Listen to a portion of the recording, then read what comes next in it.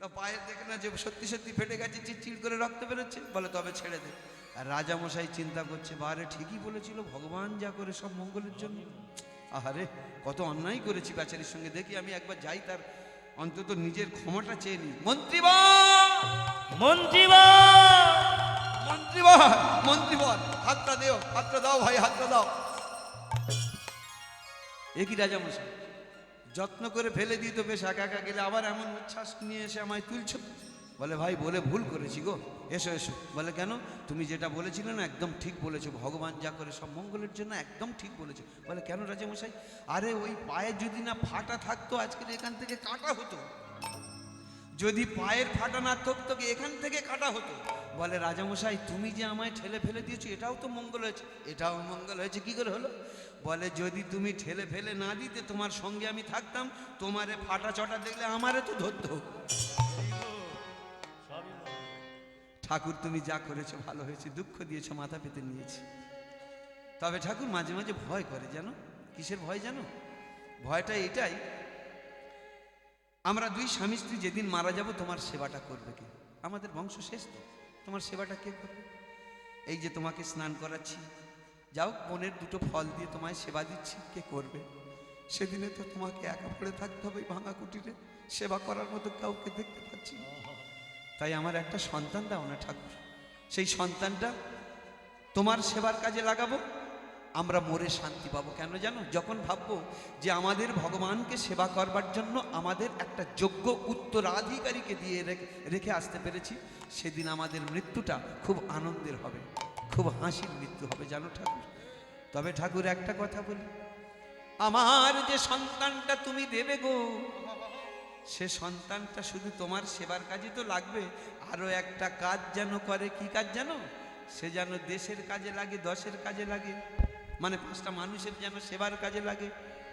কারণ শুধু ভগবানকে লাভ করলো, কোনো মানুষের কাজে লাগলো না, সে মানুষের কোনো প্রয়োজন নেই। শোনরে মানুষ ভাই, সবার উপরে মানুষ সত্য, তাহার উপরে নাই। সেই মানুষকে যদি না একটু ভালোবাসতে পারলো, মানুষকে যদি একটু বিপদে না লাগতে পারলো, মানুষের যদি দুঃখ দারিদ্রতার পাশে না দাঁড়াতে পারলো, সে শুধু কৃষ্ণ ভক্ত হয়ে লাভ নেই। তাহলে প্রকৃত ভক্তদের কত সুন্দর মনের চাহিদাগুলো দেখেছে। আমার ছেলেটা যেন তোমার পূজা করতে পারে, সেবা করতে পারে, আর যেন দেশের কাজে লাগে, দশের কাজে লাগে। কারণ কি জানো? সেই মানুষই আসল মানুষ, যার জীবন পরের তরে। রাজার মুকুট ছেড়ে হাসি মুখে, সে তো কাঁটার মুকুট পরে। সেই মানুষই আসল মানুষ, যার জীবন পরের তরে। রাজার মুকুট ছেড়ে হাসি মুখে, সে তো কাটার মুকুট পরে। সেই মানুষই আসল মানুষ, যার জীবন পরের তরে। রাজার মুকুট ছেড়ে হাসি মুখে, সে তো কাঁটার মুকুট পরে। সেই মানুষই আসল মানুষ, যার জীবন পরের তরে।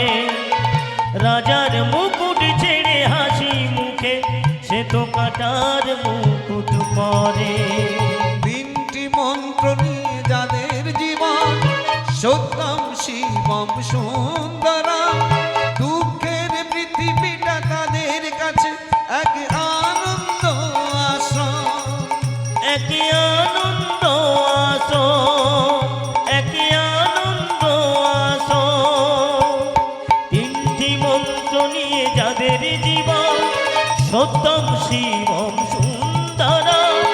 দুঃখের পৃথিবীটা তাদের কাছে একই আনন্দ আসো, একই আনন্দ আসো।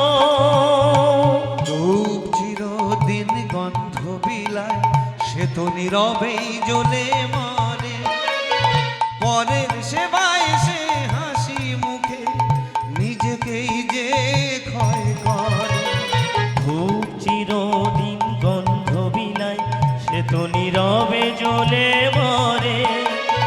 পরের সেবায় সে হাসি মুখে, নিজেকে যে ক্ষয় করে। ধূপ চিরদিন গন্ধ বিলায়, সে তো নীরবে জ্বলে মরে। পরের সেবায় সে হাসি মুখে নিজেকেই যে ক্ষয় করে। ধূপ চিরদিন গন্ধ বিলাই, সে তো নীরবে জ্বলে মরে। পরের সেবায় সে হাসি মুখে নিজেকে যে ক্ষয় করে।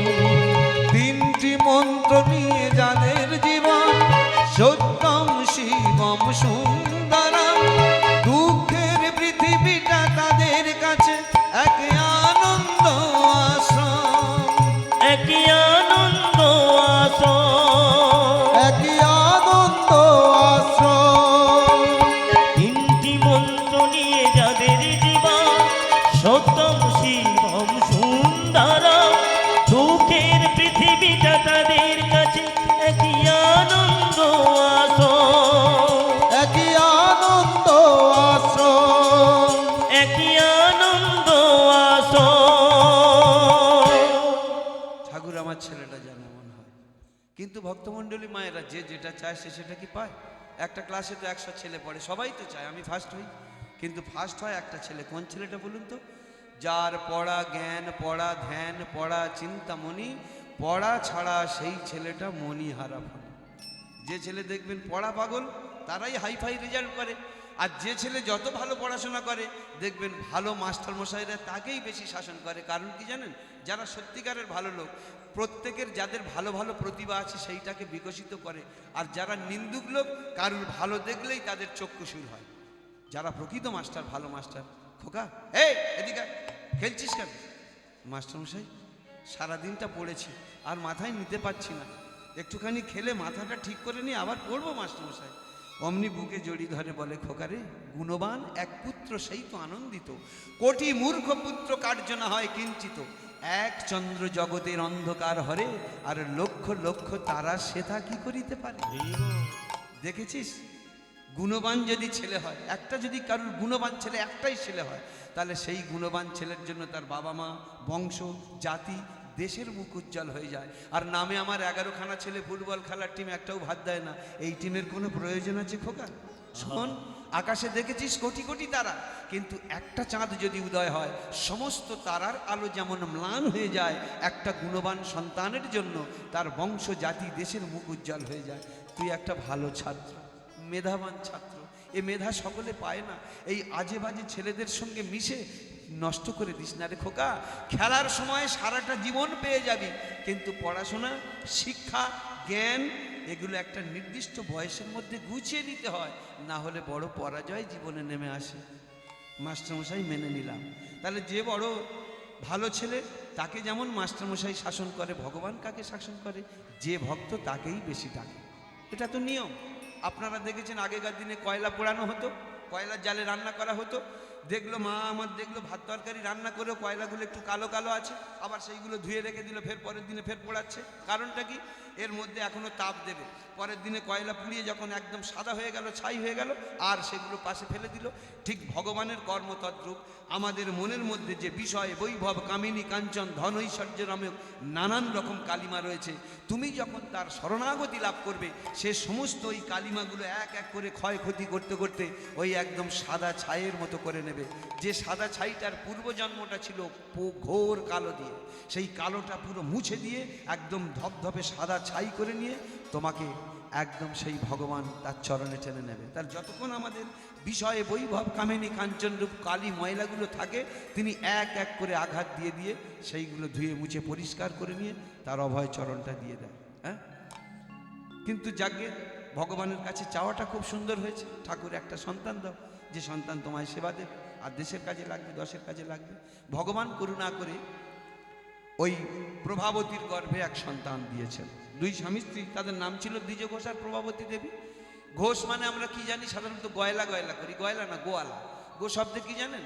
গো শব্দে ইন্দ্রিয়, গো শব্দে পৃথিবী, গো শব্দে ব্রাহ্মণ। অর্থাৎ এক কথায় নোকাগ্র ভাগ থেকে কেশাগ্র ভাগ পর্যন্ত যাহারা ভগবান গোবিন্দ চরণে আলা, গোয়ালা। গো শব্দে পৃথিবী, ব্রাহ্মণ, অর্থাৎ এক কথায় নোকাগ্র ভাগ থেকে কেশাগ্র ভাগ পর্যন্ত যাহারা গোবিন্দ চরণে আলা এলিয়ে দিতে পেরেছে, একমাত্রই তাহারা গোয়ালা। নাহলে গোয়ালা বাড়ির ছেলেটা ভগবান হয়ে উঠলো, বুঝতে পারলেন? গোয়ালা বাড়ির ছেলেটা হ্যাঁ, দুধ দই বিক্রি করা সেই ভগবান। এইটা ব্রহ্মা একবার কনফিউশনে পড়েছিল, এটা কি করে ভগবান হতে পারে। এই সমস্ত বন্ধু বান্ধব ছোটো ছোটো জাতের ছেলে মেয়েদের সঙ্গে খাবার খায়, ওরা মুখ থেকে বের করে দেয়। তার জন্য পরীক্ষা করবার জন্য গোধন চুরি করে নিল, রাখাল বালকগণ চুরি করে নিল, নিয়ে তাতে করে রাখতে পারলো, তার জন্য তার পানিশমেন্ট পেতে হয়েছিল, সেটা কথা না। যাকে তাহলে দেখেছেন, গো শব্দে ইন্দ্রিয় পৃথিবী ব্রাহ্মণ, এক কথায় নোকাগ্র ভাগ থেকে কেশাগ্র ভাগ পর্যন্ত যারা ভগবান গোবিন্দ চরণে আলা এলিয়ে দিতে পেরেছিল, একমাত্র তাহারাই গোয়ালা। সেই গোয়ালা ঘরের ব্যাস মাতৃগর্ভ। প্রথম মাসের বেলায় জানিবা না জানি, দ্বিতীয় মাসেতে সবে করে কানাকানি, তৃতীয় মাসে মা আমার করে ভূতলে শয়ন, চতুর্থ মাসে মা করে মৃত্তিকা ভক্ষণ, পঞ্চম ষষ্ঠম মাস এই মতো গুজরিয়া যায়, সপ্তম মাসে মা আমার গর্ভে সাড়া পায়, সপ্তম মাসে সাধ ভক্ষণ করাই বিধিমতে, সাধু গুরু বৈষ্ণব সেবা দেন যতনে। একটা ভালো থিওরি এখানটা রয়েছে, কি বলছে? সপ্তম মাসে সাধু ভক্ষণ করায় বিধি মতে, সাধু গুরু বৈষ্ণব সেবা দেন যতনেতে। আগেকার মায়েরা লেখাপড়া জানতো না, কিন্তু এক জায়গায় খুব স্ট্রং ছিল, কি জানেন? লেখাপড়া তখন শেখবার সুযোগ কই, 5 থেকে 9 বছর বয়সের মধ্যে বিয়ে দিতে হবে, না হলে সমাজ এক ঘরে করে দেবে। তখনকার সময় আমার ঠাকমা, হ্যাঁ মাঝে মাঝে জিজ্ঞেস করি, ঠাকমা তোর কত বছর বয়সে বিয়ে হয়েছিল বলতেন? বলে পড়া মানে ইয়ার কি করে বলতাম আর কি। ঠাকমা তোর 7-8টা ছেলে মেয়ে তো, তাই তোর কত বছর বয়সে বিয়ে হয়েছিল? বলে তুই জানিস না, আমার শ্বশুর আমার বিয়ে হয়ে আসার পরে শ্বশুর বাড়িতে আমার শ্বশুর প্যান্টের দড়ি বেঁধে দিতে, এবার বুঝেন মানে কীরকম, বুঝতে পারছেন? এই রকম হতো তখনকার দিনে। তাই এটা হচ্ছে ব্যাপার।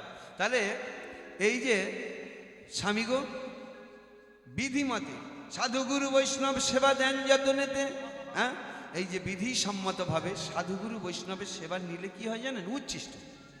এমনি আপনি গুরু সেবা দেবেন, একটা গুরু উচ্ছিষ্ট অন্ন খেতে হয়, অন্তত বছর অন্তত একবার আসে তো গুরুদেব, একটু চরণ ধৈর্য করে দেওয়া হলো, তারপরে গুরু যখন খায় সেবা নেয়, একটা অন্ন অন্তত নিতে হয়, এটা নিয়ম। যারা যারা দীক্ষা নিয়েছেন, গুরু উচ্ছিষ্ট অন্ন নিতে হয়। তা এই গুরু উচ্ছিষ্ট অন্ন, আমার দেহ পবিত্র হবে, দেহ শুদ্ধ হবে, আর দেহ যখন শুদ্ধ হয়, পবিত্র হয়, সেই পবিত্র ভূমিতে কি হয়? ভালো গাছ আশা করা যায় তো, কি গো মা? আপনারা বলুন না, চাষবাস তো করেন, আপনারা দেখুন হয়তো যে জমিতে একটু নোনা লেগেছে বা জমিটাকে উর্বর করার জন্য কি করেন? একটু গোবর সার দেন, কেন? উর্বর হবে। আপনারা যদি নোনা লাগে, সেই নোনা কাটাবার জন্য কত কি করেন? দরকার হলে 1 ছাল মাটি তুলে দেন, অথবা অন্য কিছু ব্যবহার করেন, যাতে মাটিটা ভালো হয়, উর্বর হয়। কেন? আমাদের লক্ষ্য ওই উর্বর যদি ভূমি হয়, তবে সেই ভূমিতে ভালো ফসল হবে, এইটাই না লক্ষ্য? তো এইটাই। তাহলে দেহ যখন উর্বর হবে, সেই উর্বর ভূমিতে ভালো সন্তানের জন্ম নেবে। এটা তো থিওরি বলছে, সিস্টেম বলছে, বিজ্ঞান বলছে। হ্যাঁ, বাবা মার গুণগুণাবলী সন্তান সন্ততিদের মধ্যে 3:1 অনুপাতে বর্তায়। বলেছিলেন কে? আমি বলিনি, আপনি বলেননি, বললেন বিজ্ঞানী মেন্ডেল সাহেব, যিনি হেরিডিটি অর্থাৎ বংশগতি সিস্টেমটাই যিনি আবিষ্কার করেছিলেন। বলেছিলেন কি? বাবা মার গুণগুণাবলী সন্তান সন্ততিদের মধ্যে 3:1 অনুপাতে বর্তায়। তাহলে বাবা মা যদি সৎ মন, সৎ চরিত্র সম্পর্কে হয়, তাহলে তার ছেলে মেয়েগুলো সেই রকমই তো হবে, এটা 95% আশা করা যায়। হ্যাঁ, তাহলে এইবারে বলুন, তাহলে স্বামীগো আমার দেহ শুদ্ধ করতে চাই, 2-4 জন সাধু বৈষ্ণব আনো, তাদের সেবা দাও, সেবা দিয়ে সেই সেবার উচ্ছিষ্ট অন্নময় দাও, আমি খাই, আমার দেহ পবিত্র হবে, সেই ভূমিতে ভালো সন্তান কৃষ্ণ ভক্তের জন্ম হবে। বাহ, প্রভাবতী দারুণ প্রস্তাব দিয়েছে। বৈষ্ণব নিমন্ত্রণ করেছে, বৈষ্ণব সেবাও দিয়েছে। বৈষ্ণব সেবা দিয়ে সেই বৈষ্ণবের উচ্ছিষ্ট অন্ন নিজে স্ত্রীর মুখে তুলে দিচ্ছে। আর কি করছে? সারাদিন ধরে একটুখানি রামায়ণ, মহাভারত, ভাগবত গীতা পাঠ করে করে সেই স্ত্রীর কান ভর্তি করে দিচ্ছে, যাতে করে দেহ ভালো হয়।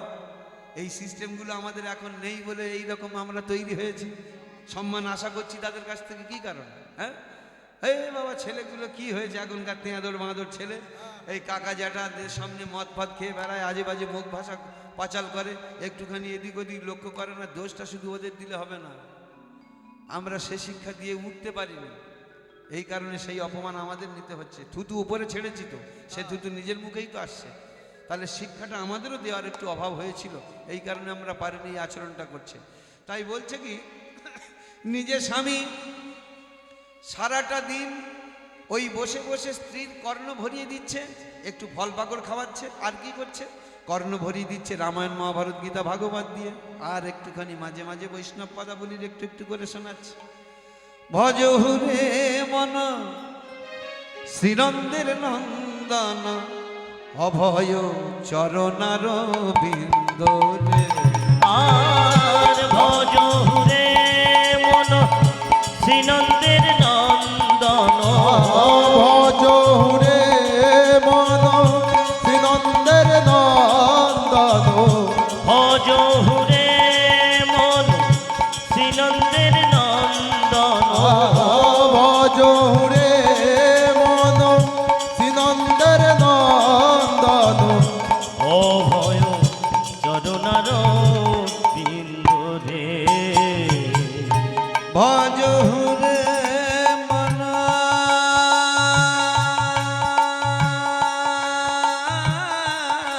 ভজ হুরে, ভজ হুরে মন, ভজ হুরে মন,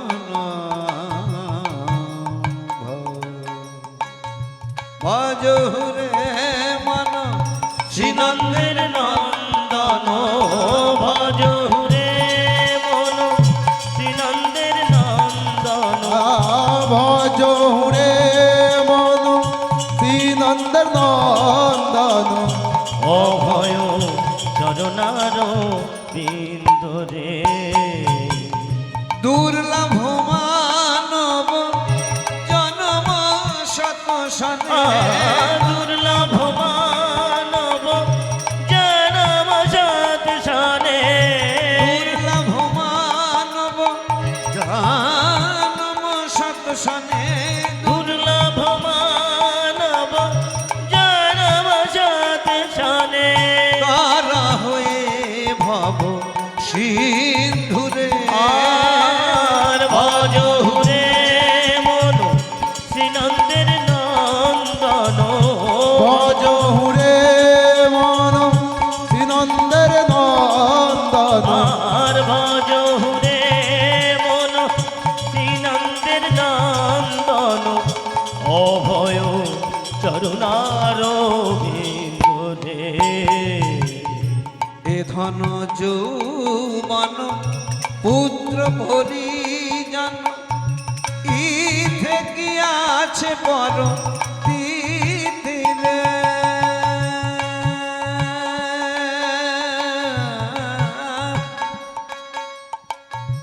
সানি ধানি সারে সা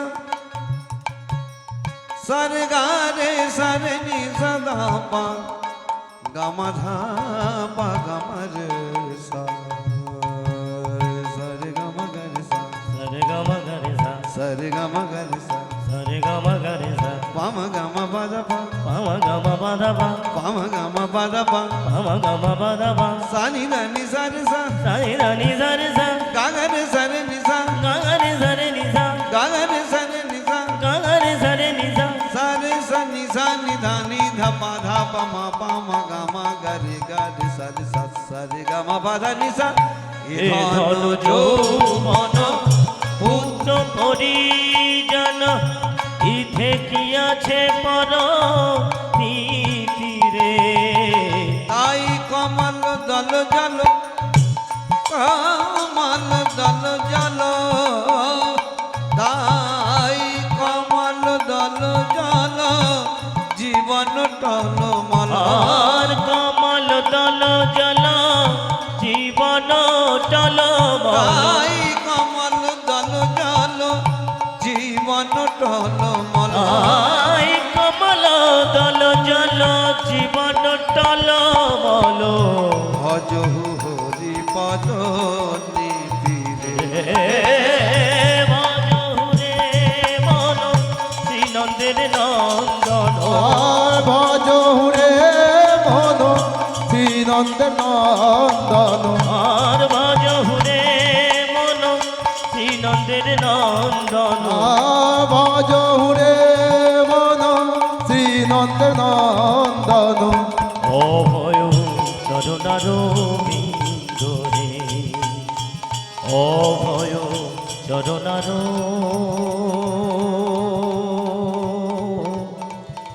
বিন্দরে। এইভাবে সারা দিনটা সাধভক্ষণ এবং এর সঙ্গে সঙ্গে অন্যান্য উপাচারে স্ত্রীর দেহটা বিশুদ্ধ করবার চেষ্টা করছে। 9 মাস 10 মাস এই মতো গুজরিয়া যায়। 10 মাস 10 দিনে মা আমার কোল আলো করে এক পুত্র সন্তান পায়। যে মা একটু আগে আষাঢ় খাচ্ছিল, স্বামী গো একটা ডাক্তার ডেকে আনো, একটা বদ্যি ডেকে আনো, অসহ্য গর্ভ যন্ত্রণা সহ্য করতে পারছি না, সেই মা শুদ্ধ একবার যেই ছেলের মা বলা ডাকটা শুনেছে, মা ব্যাস আর কোনো জ্বালা নেই, যন্ত্রণা নেই, সব যেন জল হয়ে গেছে। কেন জানেন? নারীর নারীত্ব হচ্ছে মাতৃত্বে। যে নারী না মা হতে পেরেছে তার বুকে কত ব্যথা একমাত্র সেই নারী জানে, আর তার ঈশ্বর জানে, আর কেউ জানে? নারীর নারীত্ব তাই হচ্ছে মাতৃত্বে। তাই কারণে তখন সমস্ত জ্বালা যন্ত্রণা বুকের মধ্যে একদম জল হয়ে গেছে, আর নেই কিছু। ছেলেটাকে পাশ ফিরে বসে কোলে করে নিয়েছে, নিয়ে মুখটা মুখের কাছে এনে বেশ কয়েকটা চুম্বন করছে। চুম্বন করে ছেলের কানটা এবারে মুখের কাছে এনেছে। খোকা, আমি তোর মা, আমি তোর গুরু, তোকে গর্বে ধরেছি। এছাড়া আজকে আমি আর একটা গুরু হলাম, কি জানিস? তোর কানে একটা আওয়াজ দিচ্ছি, একটা ধ্বনি দিচ্ছি। কোন ধ্বনি? এর আগে কোনো ধ্বনি, কোনো আওয়াজ তোর কানে যায়নি। কিসের ধ্বনি? না কোনো পশু পাখি, কোনো কীট পতঙ্গ, কোনো মানুষ, কারুর আওয়াজ যায়নি। আমি প্রথম তোর কানে এই মন্ত্র দিচ্ছি, এই ধ্বনি দিচ্ছি, হরিব হরিব হরিব হরিব হরিব। হরিব। বড় হলে বাবার মতো হরিবালা পাখি হবি তো? আমার ইচ্ছাও তাই, তোর বাবারও ইচ্ছা, আমারও ইচ্ছা, তাই তুই হরিনামের ফেরিওয়ালা হোস। ব্যাস, তাহলে গর্বে থাকাকালীন সাধুগুরু বৈষ্ণবের উচ্ছিষ্ট অন্ন জন্মেছে যেই, সঙ্গে সঙ্গে তার কানে হরিনাম মহামন্ত্র। এই কারণেই তো আগেকার মায়েরা লেখাপড়া না জানলেও গর্ভ সুন্দর ছিল, এই কারণে কিছু সিস্টেম, মানে মাঙ্গলিক কিছু আচার অনুষ্ঠানেরা অত্যন্ত বিশ্বাসী ছিল, সাধুগুরু বৈষ্ণবে ভক্তি ছিল। এখন তো সেইগুলো আস্তে আস্তে উঠেই যাচ্ছে তো না, যে কারণে আমরা যত সভ্যতা আধুনিকতার দিকে এগোচ্ছি, এই যে গুরুজনদের একটা স্নেহ ভালোবাসা আশীর্বাদ, সেই থেকে দূরে চলে যাচ্ছি। আগে কি হতো, হয়তো কেউ কোথাও যাচ্ছি, চাষাবাদ করতে যাচ্ছি, কলকারখানায় কাজ করতে যাচ্ছি, বাবা বাবা কোথায় গেলে গো, মা কোথায় গেলে গো, এই তো বাবা আমি আছি, বাবা আসছি। যাচ্ছিস বাবা, সাবধানে যাস, ভগবান তোর মঙ্গল করুক, এই যে বলার সুযোগটা পেত, সে কই? মানে তোর কিচ্ছু হবে না, এখন এই যে এরকম হাত দাঁড়িয়ে দেয় না, কিচ্ছু হবে না, তুই আর ফিরিস নি। তাহলে আমি যদি তার কাছে নত হতে পারি, বাবা মা কাকা কাকিমা জ্যাঠা জেঠিমা ঠাকমা ঠাকুরদা, তাদের কাছে একটু নত হলে তবে তো তারা আশীর্বাদটা দেবার সুযোগ পাচ্ছে।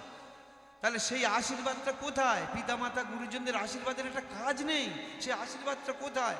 আমাদের জেনারেশন সেইগুলো ভুলিয়ে দেবার চেষ্টা করছি।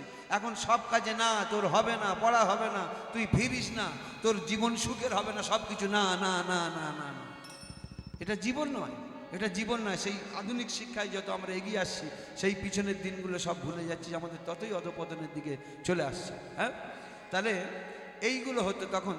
আজকে সাধু বৈষ্ণব সেবা দিয়ে ছেলেটা হয়েছে, তার কানে কি দিল? একদম কৃষ্ণ নাম প্রবেশ করিয়ে দিল।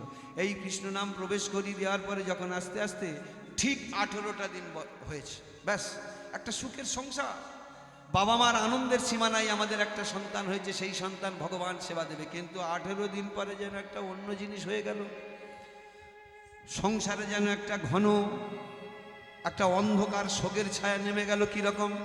বাবা এদিকে মৃত্যু মুখে, প্রভাবতী প্রভাবতী প্রভাবতী তুমি কোথায়? একবারে এসো না প্রভাবতী। স্বামী স্বামী তোমার কি হয়েছে? স্বামী স্বামী। প্রভাবতী, আর আমি বাঁচবো না বেশিক্ষণ, মৃত্যু আমার সম্মুখে দাঁড়িয়ে রয়েছে। না স্বামী না, আমি তোমাকে মরতে দেব না, আমি তোমাকে মরতে দেব না স্বামী, আমি তোমাকে বাঁচিয়ে নেব। আমি সতী নারী, আমি জীবনে অন্য কোনো কিছুতে মন দিইনি তোমার চরণ ছাড়া। আমি আমার কাছ থেকে কোনো জমের ক্ষমতা নেই স্বামী, তোমাকে কেউ কেড়ে নিতে পারবে না। প্রভাবতী, কেন ভুলে যাচ্ছ? মদহীন করোনা গৌ তব মন কোকনদে, প্রবাসে দৈবের বসে জীব তারা যদি খসে, দেহ আকাশ হতে নাহি খেত তাহে, জন্মিলে মরিতে হবে অমর কে কোথা কবে, চিরস্থির কবে নীর হায়ের জীবন নদে।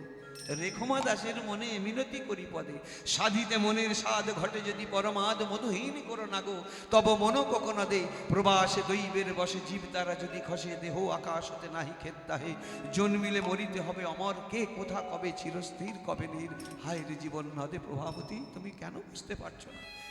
এ পৃথিবীতে যারা দেহ ধারণ করেছে একদিন তাদেরকে চলে যেতেই হবে, এটা বিধির বিধান। তুমি দেখেছো ভগবান শ্রী রামচন্দ্র, তাকেও ছেড়ে চলে যেতে হয়েছিল। ভগবান শ্রীকৃষ্ণচন্দ্র, তাকেও এখানকে দেহ ছেড়ে চলে যেতে হয়েছিল। ভগবান শ্রী গৌর, তাকেও দেহ ছেড়ে চলে যেতে হয়েছিল। আমাকেও তুমি রাখতে পারবে না। তবে আমি তোমার যাওয়ার আগে দুটো কথা দামি বলে যেতে চাই। কি জানো? বলো স্বামী, বলো স্বামী। আমার একটা সন্তান তোমার কাছে দিয়ে গেলাম, একে একটা উপযুক্ত মানুষ তুমি করতে পারবে? বলো স্বামী, কি করব? ডাক্তার করব, উকিল করব, ব্যারিস্টার করব? না প্রভাবতী, না, ডাক্তার নয়, উকিল নয়, ব্যারিস্টার নয়। কেন নয়? এরা বুঝতে পেরেছিলেন। আমরা জানি ডাক্তার, মাস্টার, উকিল এরা হচ্ছে সমাজের বন্ধু। এখন সমাজের সব থেকে বড় শত্রু যেন হয়ে গেছে। কী রকম জানেন?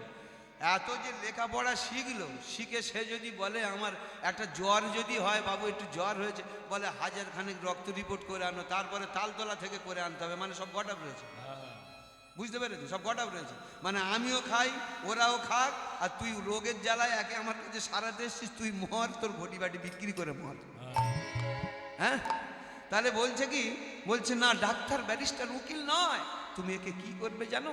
একটা উপযুক্ত পরম কৃষ্ণ ভক্ত, ব্যাস। স্বামী, স্বামী কি করবে? স্বামী আছাড় খেয়ে পড়েছে। স্বামী, তুমি আমাকে কোন সাগরে ফেলে দিয়ে গেলে? স্বামী বলো না, তুমি কোন সাগরে ফেলে দিয়ে গেলে? হ্যাঁ, আমি এবারে কি নিয়ে বাঁচবো? স্বামী ছুটতে ছুটতে গিয়েছে সেই পর্ণকুটিরের মধ্যে ঠাকুরের কাছে। মাতৃ জঠোর ধন্য করলে তুমি সন্তান কোলে দিয়ে গো, মাতৃ জঠোর ধন্য করলে তুমি সন্তান কোলে দিয়ে গো, মাতৃ জঠোর ধন্য করলে তুমি সন্তান কোলে দিয়ে গো। কেন সিঁথির সিঁদুর কেড়ে নিলে এমন নিঠুর তুমি হলে গো, সিঁথির সিঁদুর কেড়ে নিলে এমন নিঠুর তুমি হলে গো। কেন সিঁথির সিঁদুর কেড়ে নিলে এমন নিঠুর তুমি হলে গো, সিঁথির সিঁদুর কেড়ে নিলে এমন নিঠুর তুমি হলে গো, এমন নিঠুর তুমি হলে গো, এমন নিঠুর তুমি হলে গো। শুধু দুঃখ ভঞ্জন নাম ধরেছ, এই কি তার প্রমাণ? দুঃখ ভঞ্জন নাম ধরেছ, এই কি তার প্রমাণ? দুঃখ ভঞ্জন নাম ধরেছ, এই কি তার প্রমাণ? ও গো পাষাণ মদন মোহ, এই কি তোমার খেলার ধরো? ও গো পাষাণ মদন মোহ, এই কি তোমার খেলার ধরো? তুমি কুল গড়ে অকুল ভাষাও, দুকুল ভাষাও কার কখন? তুমি কুল গড়ে অকুল ভাষা, দুকুল ভাষাও কার কখন? ও গো পাষাণ মদন মোহ, এই কি তোমার খেলার ধরো? ও গো পাষাণ মদন মোহ, ও গো পাষাণ মদন মোহন, ও গো পাষাণ মদন মোহন। তুমি আমার এক কুল ভাঙলে আর এক কুল করলে কেন ঠাকুর? বলো না ঠাকুর। আমার স্বামীর তো চাওয়াটা ভালো ছিল না? তোমার সেবার জন্য কৃষ্ণ ভক্ত সন্তান চেয়েছিল। তুমি যদি সন্তান দিলে, তবে স্বামীকে কেন কেড়ে নিলে? আমার কপালের সিঁদুর তুমি কেন মুছে দিলে? আমার হাতের শাখা কেন ভেঙে দিলে? বলো না ঠাকুর। তার চাহিদাটা তো খারাপ ছিল না? তোমার যদি এত জীবন খাবার ইচ্ছা ছিল, দুটো জীবন খেয়ে নিতে পারতে। তুমি আমার বংশকে নির্বংশ করে দিতে পারতে। কেন তুমি আমাকে সন্তান দিলে, স্বামী কেড়ে নিলে? কিন্তু তবু যে স্বামীর কথা, ছেলেটাকে মানুষ করো, কৃষ্ণ ভক্ত করো। মা আমার সমস্ত দুঃখ বুকের মাঝে লুকিয়ে রেখে ছোট্ট ছেলেটাকে নিয়ে আস্তে আস্তে করে ভিক মাঙ্গে, কারণ কোনো সম্বল নেই তো, না আছে 2 বিঘে জায়গা, না আছে 2000 টাকা, কিচ্ছু নেই। ভিক্ষা করলে তবে সংসার চলে। ছেলেটাকে, ছোট্ট ছেলেটাকে কোলে করে নিয়ে বাড়িতে, মন্দিরে, বাড়ির অন্নকুটিরে মদন মোহনকে বলে যায়, মদন দেখিস বাড়িঘর, চললাম। এই বলে চলে যায়। ভিক্ষা শিক্ষা করে ছেলেটা যখন 6 মাস হয়েছে, তাকে আবার সাধুগুরু বৈষ্ণব 2-4টা সেবা দিয়ে তাদের অন্ন নিয়ে ছেলেটার মুখে দিয়ে এই দিনে তার নাম রাখলো বিহারীলাল, যে কি না একদিন ভগবানকে উপরে থাকতে দেবে না। তবে কোনো লোহার শৃঙ্খল নয়, কোনো সোনার শৃঙ্খল নয়, রূপর শৃঙ্খল নয়, একমাত্র ভক্তি প্রেম শৃঙ্খল দিয়ে তাকে টেনে আনবে ধরণীর ধুলিতে, ধরণীর ধুলিতে টেনে আনবে। বুঝতে পেরেছ? এই বলে যখন ছোট্ট ছেলেটাকে নিয়ে ঘরে বাড়তে বাড়তে ছেলেটা 5 বছর বয়স হয়েছে।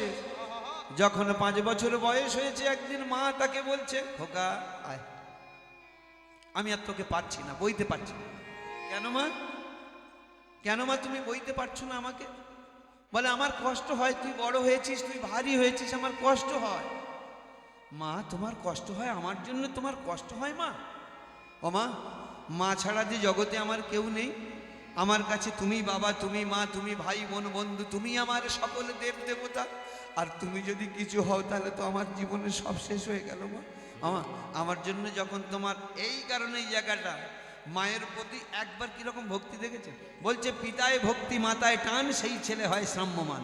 যারা যারা যত পিতার উপরে ভক্তি, মাতার উপরে টান থাকবে, সে ছেলে বিশ্বের বড় বাজারের ছেলে হবে। তারা ছোট বাজারের ছেলে হতে শেখেনি, শিখবে না। একবার বাবা মা হাত যদি দেয় তাদের মাথায় না, সে সকল ছাই মুঠো করে ধরবে, সে মুঠো সোনা হয়ে যাবে। এটাই হচ্ছে পিতায় ভক্তি মাতায় টান, সেই ছেলে হয় শ্রাম্যমান। যারা যারা যত পিতার উপরে ভক্তি, মাতার উপরে টান থাকবে, সে ছেলে বিশ্বের বড় বাজারের ছেলে। মা তোমার কষ্ট হয়, কিন্তু আদৌ কি মার কষ্ট হয়? গাছের কাছে কোনোদিন ফল ভারী হয় নাকি? কে বলে গাছের কাছে ফল ভারী হয়? গ্রামের মানুষ তো আমরা জানি তো। কুমড়োর ভাড়াটা উপরে তুলে দিয়েছি, 4-5টা কুমড়ো হয়েছে, সব খেয়ে নিয়েছি, একটা মাত্র ছিল, কি ওটা বীজ কুমড়ো রেখেছিলাম। বাড়তে বাড়তে কুমড়োটা আস্তে আস্তে 15 কিলো হয়ে গেছে, কিন্তু সেই সময় গাছের পাতাগুলো আর কিছু নেই, শুধু ডাঁটা কটা শুকিয়ে পড়ে আছে। কিন্তু কুমড়োটা ছেড়ে দিয়েছে, দেখবেন ঠিক ঝুলিয়ে রে। গাছের কাছে কোনোদিন ফল ভারী হয় না, আর মার কাছে কোনোদিন সন্তান ভারী হয় না। তবু বলছে কেন? তবু বলছে এই কারণেই বলছে, ছেলের কষ্ট হয়। কি কষ্ট হয়? মা কোলে করে হয়তো রাখে, কিন্তু মা রোদে পুড়লে ছেলের রোদে পুড়তে হয়। মা যদি জলে ভেজে ছেলের ভিজতে হয় জলে। এই কারণে বড় কষ্ট হয় আমার ছেলে। আমি রোদে পুড়ি, আমি জলে ভিজি, কিন্তু আমার ছেলেটা রোদে পুড়তে হয়, জলে ভিজতে হয়। এই কারণে কৌশল করে বলছে, খোকারে তুই বাড়ি থাকবি, আমি তোকে বইতে পারি না। আরে বাবা, মা তো না, যতই হোক ছেলেদের কিছু মা অন্তত সহ্য করতে পারে না। প্রমাণ রয়েছে তো, বলুন না, কোথায় নেই? গান্ধারী জানতো না? গান্ধারী জানতো না যে আমার দুর্যোধন কত অন্যায়কারী? ওই কারণে যখন ধৃতরাষ্ট্র বলছিল তোমার পায়ে প্রণাম করতে আসলো, গান্ধারী কি বলেছ? আমি বলেছি, এই কথা বলেছি, আশীর্বাদ দিয়েছি, কি জানো স্বামী? যথা ধর্ম তথা কৃষ্ণ জয় সেইখানে, এই কহিলাম আমার পুত্র দুর্যোধন। গান্ধারী তুমি কি বলেছ? আশীর্বাদ এই দিয়েছো? হ্যাঁ স্বামী, যথা ধর্ম তথা কৃষ্ণ জয় সেইখানে। এটা তো স্বাভাবিক, এটা তো স্বাভাবিক তো। তা তবুও জানতো যে আমার ছেলে কীরকম অত্যাচারী, কিন্তু তবু যখন সেই কুরুক্ষেত্রের মাঠ শ্মশানে পরিণত হয়েছে, মা কি পেরেছিল? বলে শেষবারের মতো রাতের অন্ধকারে মশাল ধরিয়ে গিয়েছে, একবার শেষবারের মতো ছেলের মরা মুখটা অন্তত একটু দেখবো সে কোথায় আছে। মা সেদিনে গান্ধারী থাকতে পারেনি। দুর্যোধন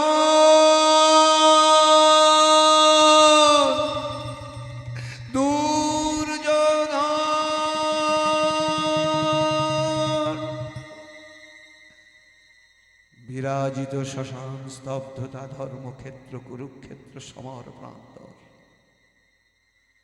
নীরব নিস্তব্ধ অষ্টাদশ অক্ষৌহিনী সেনা, উন্মত্ত উল্লাসে নাচে শ্মশান প্রেতিনী, সব মাংস ছিঁড়ে ছিঁড়ে খায় শকুনি গৃধি।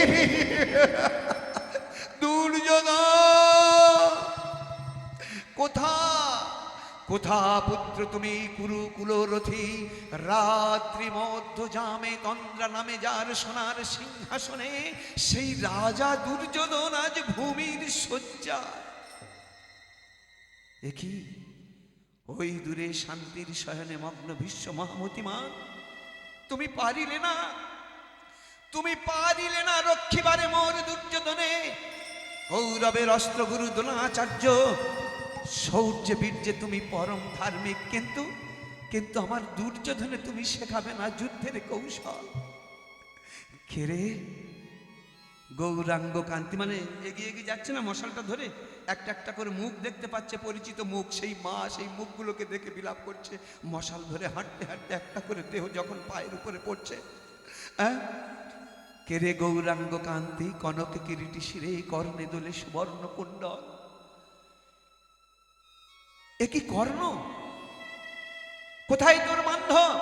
ডাক তারে, বল তার কানে কানে গিয়ে, ওঠো বন্ধু তেজ অভিমান, বুক ভরা মাতৃস্নেহ লয়ে আসিয়াছে গান্ধারী জননী।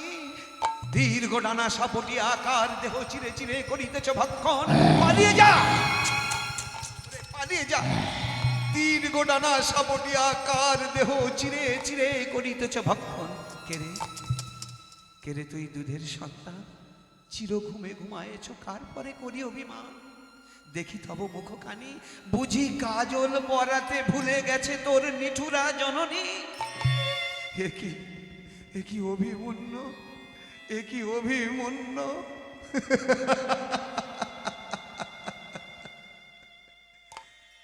কৌরবের বংশধর, কৌরবের বংশধর, কি আমি কি দেখছি? যুধিষ্ঠির, ভীমার্জুন, নকুল, সহদেব, সুভদ্রা কিংবা পাঞ্চালী, আর কেউ মরে দেবে না কো গালি, কেউ মরে শত্রু বলি দেখাবে না আঙুল বাড়িয়ে। আমি সারাটা রাত গান্ধারী জননী, তোর চাঁদ বদনে আঁকিব চুম্বন। অভিমুন্ন মুন্ডু ক্রোড়ে কাঁদিছে গান্ধারী জননী, দেখো ত্রিভুবন। যখন ঝরঝর করে কাঁদছে, আর কি ভগবান থাকতে পারে? হোক তার ছেলের বিপরীতে ছিল ভগবান কৃষ্ণ, আর কি থাকতে পারে? চোখের জল আর সহ্য করতে পারছে না, ওই রাতের অন্ধকারে, নিশুতি রাতের অন্ধকারে ভগবান কৃষ্ণ এসে দাঁড়িয়েছে। আহা, কে তুমি কাঁদিছ মাতা গান্ধারী জননী? ত্রস্তত ছড়ানো কঙ্কাল প্রপঞ্চ মায়ায় অন্ধ উন্মাদিনী সতী, বলো বলো বলো কেন তবে ভূমিতলে লুণ্ঠিত অঞ্চল? বিস্মরণে নিমজ্জিত তুমি কৃষ্ণ যদুপতি, তাই এবে নারিলে চিনিতে মায়ের মূরতি। কেমনে চিনিব দেবী? হস্তিনা নগরে প্রতি ঘরে ঘরে শত কোটি প্রাণ করে আনচান। কেউ বা হারায় পতিরে, কেউ বা স্নেহের সন্তান, তাদের দীর্ঘশ্বাসে ক্রন্দনে আজ কম্পিত জননী বসুধা। তবু যদি নাহি মেঠে ক্ষুধা, ওগো কৃষ্ণ প্রাসান ধরো ধরো, ভাগ্নে অভিমন্যের মুন্ডু ধরো, রক্ত করো পান। ভাগ্নে অভিমন্য শেষ, সপ্তরথী মিলেই চক্রবুহ রচি ধরণীর বুকে করিল নিক্ষেপ। কি হলো? দাঁড়িয়ে গেল কেন আখির পল্লব? কি হলো? দাঁড়িয়ে গেল কেন আখির পল্লব? হে রুক্মিণী বল্লভ, অভিমন্য মুন্ডু করে জিজ্ঞাসা করি তোমারে, বলো কোন কারণে ঘটাইলে তুমি কুরুক্ষেত্র রণ? কোন কারণে ঘটাইলে তুমি বীর শূন্য বসুন্ধরা? কোন ধর্ম প্রতিষ্ঠার লাগি মুছে দিলে শত কোটি রমণীর সিথির সিঁদুর? কোন ধর্ম প্রতিষ্ঠার লাগি ভেঙে দিলে শত কোটি রমণীর হাতের শঙ্খের বলয়? মহাপ্রলয়, মহাপ্রলয়, মহাপ্রলয়, ছুটে এসো নবস্থল হতে, ছুটে এসো নবস্থল হতে। তুমি সমীরণ স্তব্ধ করে দাও, অগ্নি বলিশন করো না শীতে কৃষ্ণেরে। ক্ষিতি তেজ মরুদ বোম, মহাশূন্যে লয় হোক হোক কৃষ্ণময়। দুর্যোধন অভিমন্য। সেদিনে মা গান্ধারী কি পেরেছিল যে অন্যায়কারী ছেলের মুখ দেখবো না? গিয়েছে, বিদায় হয়েছে, ভালোই হয়েছে। না, মা, মা এটা মা। ভাজা বলো ভুজো বলো ভাতের সমান নয়, মাসি বলো পিসি বলো মায়ের সমান নয়, ভাই বলো ভগ্নী বলো ঘরণী কাঁদবে মাত্র 3 দিন, কিন্তু মা জননী কাঁদবে আমার বাঁচবে যতদিন। মা যদি মরে যায় শ্মশানে হাড় থাকে পোঁতা, শ্মশান থেকে বলবে হাড় বাছা রইলি কোথা। পুত্র হারার কি যে ব্যথা অন্য কি তা জানে, জেনেছিলেন মা কৌশল্যা যেদিন রাম গেল বনে।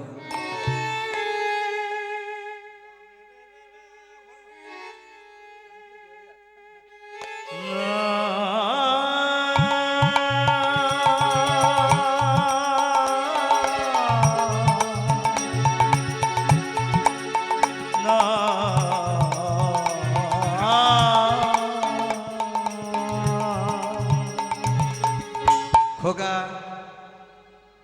মা ঠিক আছে মা, আমার মা ভালো থাকুক। ঠাকুর আমার মাকে ভালো করো। ছেলে চলে যাচ্ছে, ভালো করো ভালো করো, ঠাকুর আমার মাকে ভালো করো, ঠাকুর আমার মাকে ভালো করো। ঠাকুর আমার মাকে ভালো করো, ঠাকুর আমার মাকে ভালো করো। তুমি ছাড়া নেই তোমায় নির্ভর, মাকে ভালো করো, ঠাকুর আমার মাকে ভালো করো, ঠাকুর আমার মাকে ভালো করো। ভালো করো ভালো করো, ঠাকুর আমার মাকে ভালো করো, ঠাকুর আমার মাকে ভালো করো।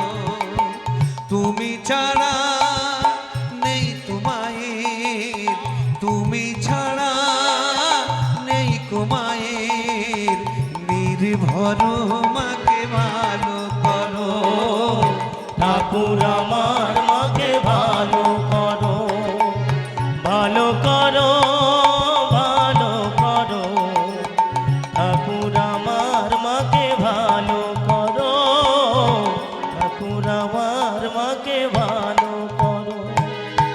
ঠাকুর আমার মা যাচ্ছে, মাকে তুমি ভালো রেখো, মা ছাড়া আমার আর কেউ নেই, ঠাকুর তুমি মাকে ভালো রেখো। তাহলে দেখুন মা চলে যাচ্ছে ছেলেকে, ছেলের উপরে কত ভালোবাসা। আমার ছেলের যেন না কোনো ঝড় জল রোদ লাগুক, আর ছেলে আমার ঠাকুরের কাছে, সে তো আশীর্বাদ করতে জানে না ছোট, ছেলে আমার ঠাকুরের কাছে গিয়ে ঠাকুর আমার মাকে ভালো করো, আমার মা যেন ভালো থাকে।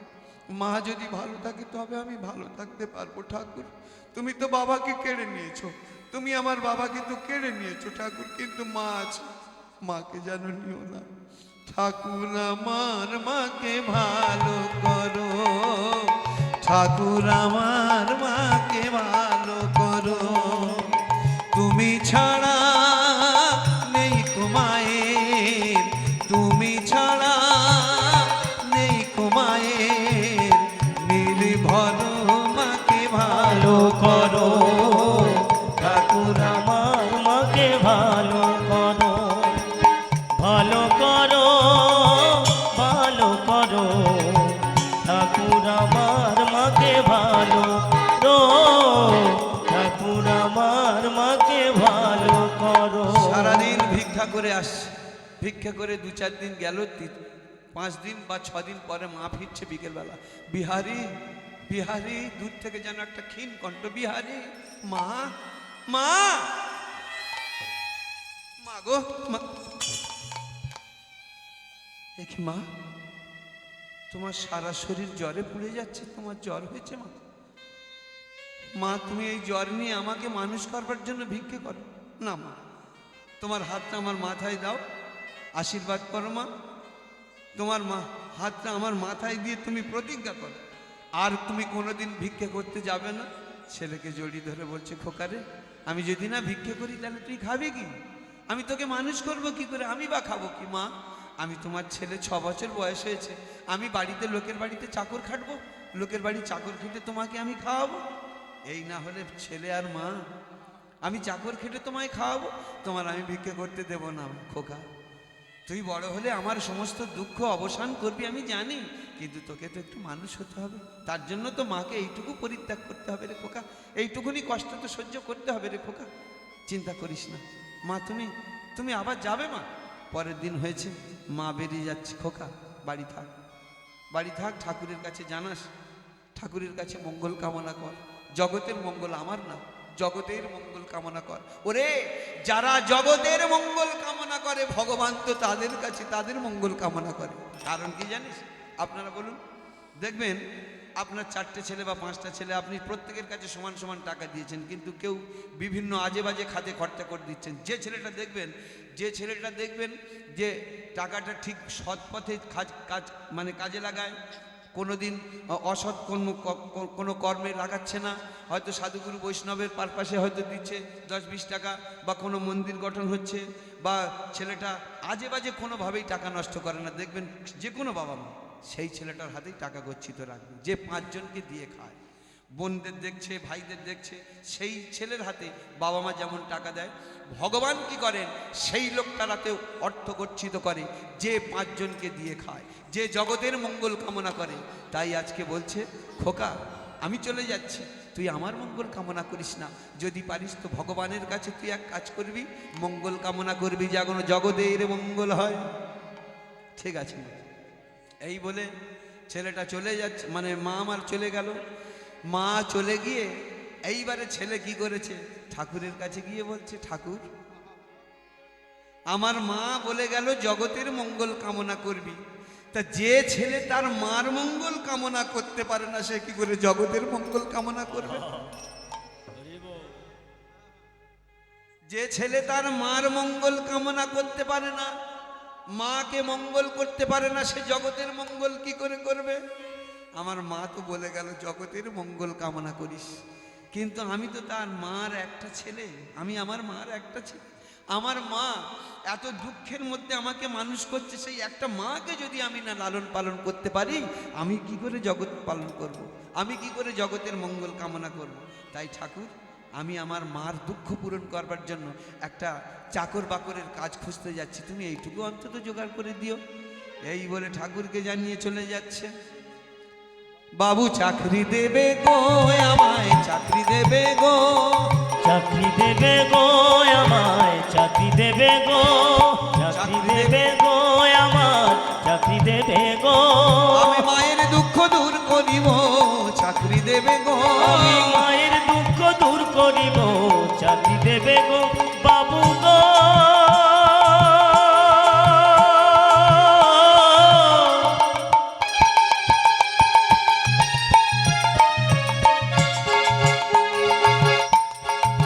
বাবু গো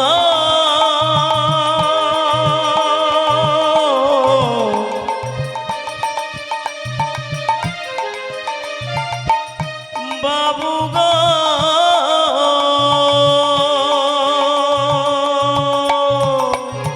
চাকরি দেবে গো আমায়, চাকরি দেবে গো, চাকরি দেবে গো আমায়, চাকরি দেবে গো, আমার মায়ের দুঃখ করিব, চাকরি দেবে গো, মায়ের দুঃখ দূর করিব, চাকরি দেবে গো, চাকরি দেবে গো আমায়, চাকরি দেবে গো, চাকরি দেবে গো আমায়, চাকরি দেবে গো, চাকরি দেবে গো, চাকরি দেবে গো, চাকরি দেবে গো আমায়, চাকরি দেবে গো, চাকরি দেবে গো।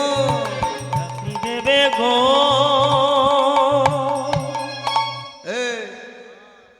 সকালবেলা ঘুম ভাঙাতে এসছিস কেন? কি চাকরি করবি? সকালবেলা কোথাকার শত সব ভূত ভেতরে জোটে, যা বড় বড় বাড়ির দ্বারে টোকা দিচ্ছে না, তারা তাড়িয়ে দিচ্ছে, যা চলে যা। সারাদিনটা এইভাবে লাঠি ঝাঁটা খেতে খেতে কেটে গেল। যখন সূর্য পশ্চিম দিগন্তে আস্তে আস্তে ডুবে যাচ্ছে, হে মদন মোহন, তাহলে কি আমার মার অভাব পূরণ করতে পারবো না? তুমি এতই নিষ্ঠুর, যারা তোমায় ডাকে তাদের বুঝি তুমি এত কাঁদাও? মদন মোহন, আগামী দিন মানুষ তোমাকে ভুলে যাবে, যারা তোমায় এত ডাকে তাদের যদি তুমি এত কাঁদাতে থাকো, মানুষ তোমাকে ভুলে যাবে, একটা কিছু দাও না। এই বলে যখন ফেরবার সময় একটা বড় বাড়িতে ঢুকেছে, মানে দরজার মুখে দাঁড়িয়েছে, বাবু যেই দরজার মুখে বাবু বলে ডাকছে না, সেই বাবু তখন দুপুরবেলা আহার সেরে বেশ ভালো করে নিদ্রা টিদ্রা দিয়ে আর বিকেলবেলা ছাদের উপরে বসে আছে চেয়ারের উপরে। আর এমন সময় তার গিন্নি এক কাপ চা ধরিয়ে দিয়েছিল। গ্রামে সবাই তাকে ছোট লোক বলে, বুঝতে পেরেছেন? খুব কৃপণ, ছোট লোক, দুর্ব্যবহার। আর সেই বাড়ি মানে ছোট লোক মানে কি রকম ছোট লোক জানেন তো? চা খাচ্ছে, চার উপরে একটা মাছি এখন ভুল করে উড়ে পড়েছে। অমনি মানুষ সেই মাছিটা মুখের মধ্যে নিয়ে